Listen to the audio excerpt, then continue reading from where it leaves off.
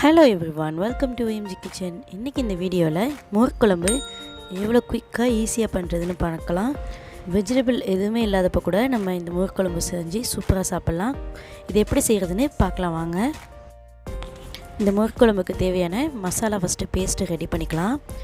அதுக்கு நான் துவரம் பருப்பை ஒரு 1/2 அன் ஹவர் முன்னாடி ஊற வச்சுருக்கேன். அது ஒரு டேபிள் ஸ்பூன் அளவுக்கு எடுத்துக்கோங்க. இது கூட சின்ன வெங்காயம் ஒரு 7-8 வெங்காயம் அளவு உரித்து வச்சுருக்கேன். அதையும் இதில் கூட சேர்த்துட்டு ஒரு துண்டு இஞ்சை கட் பண்ணி சேர்த்துக்கிறேன். அப்புறம் இது கூட ஒரு 2 பச்சை மிளகாய் சேர்த்துட்டு ஒரு அரை முடி தேங்காய், அதாவது ஒரு முடியில் பாதி அளவு தேங்காய் நான் எடுத்திருக்கேன்.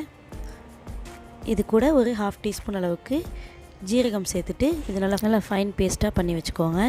இப்போ எப்படி தாளிக்கிறதுன்னு பார்க்கலாம். ஒரு கடாயில் ஒரு டேபிள் ஸ்பூன் அளவுக்கு எண்ணெய் ஊற்றிக்கோங்க. எண்ணெய் கம்மியாக இருந்தால் போதும். இதில் கடுகு, கருவேப்பிலை, பட்டை மிளகாய் சேர்த்துருக்கேன். இது கூட நம்ம அரைச்சி எடுத்து வச்ச பேஸ்ட் ஆட் பண்ணிக்கலாம். இது எல்லாத்தையும் ஆட் பண்ணிவிட்டு இப்போ இதில் ஒரு 1/2 டீஸ்பூன் அளவுக்கு மஞ்சத்தூள் சேர்த்துக்கிறேன். இதில் ஆல்ரெடி காரத்துக்கு பச்சை மிளகாயெல்லாம் சேர்த்துருக்கனால தாளிப்புக்கு ஒரு 2 பட்டை மிளகாய் மட்டும் சேர்த்துக்கிறேன். இந்த பேஸ்ட்டை நல்லா வதக்கி விட்டு இதில் தேவையான அளவு தண்ணி ஊற்றிக்கோங்க. மிக்ஸி ஜாரில் இருக்க தண்ணியெலாம் அலசி ஊற்றிக்கலாம். இதை ஆட் பண்ணிவிட்டு நம்ம இதை கொதிக்க வச்சுக்கலாம்.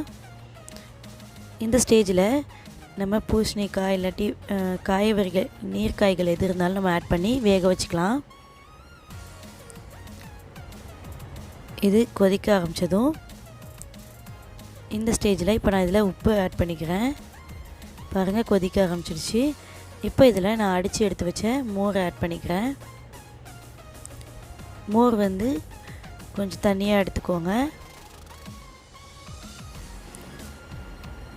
மோர் ஆட் பண்ணதுக்கப்புறம் நம்ம இதை நல்லா கலக்கிக்கிட்டே இருக்கணும். இல்லைன்னா தெரிஞ்ச மாதிரி ஆகிடும். இந்த மாதிரி கலக்கிக்கிட்டே இருக்கும்போது லைட்டாக கொதிக்க ஆரம்பிக்கும். அதுதான் நமக்கு பக்குவம். அப்படி கொதிக்க ஆரம்பிச்சிடுச்சுன்னா அதுக்கு மேலே தெரியாது. நம்ம அப்போ சுவிட்ச் ஆஃப் பண்ணிடலாம் ஸ்டவ்வை.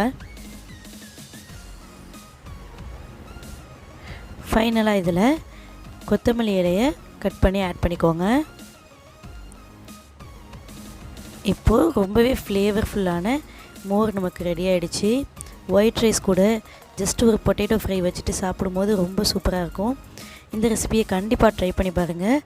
பிடிச்சிருந்தா உங்கள் ஃப்ரெண்ட்ஸ் அண்ட் ஃபேமிலிக்கு ஷேர் பண்ணுங்கள். அப்புறம் நம்ம வீடியோவை லைக் பண்ணுங்கள். மறக்காமல் நம்ம சேனல் OMG கிச்சனை சப்ஸ்கிரைப் பண்ணிடுங்க. தேங்க்ஸ் ஃபார் வாட்சிங்.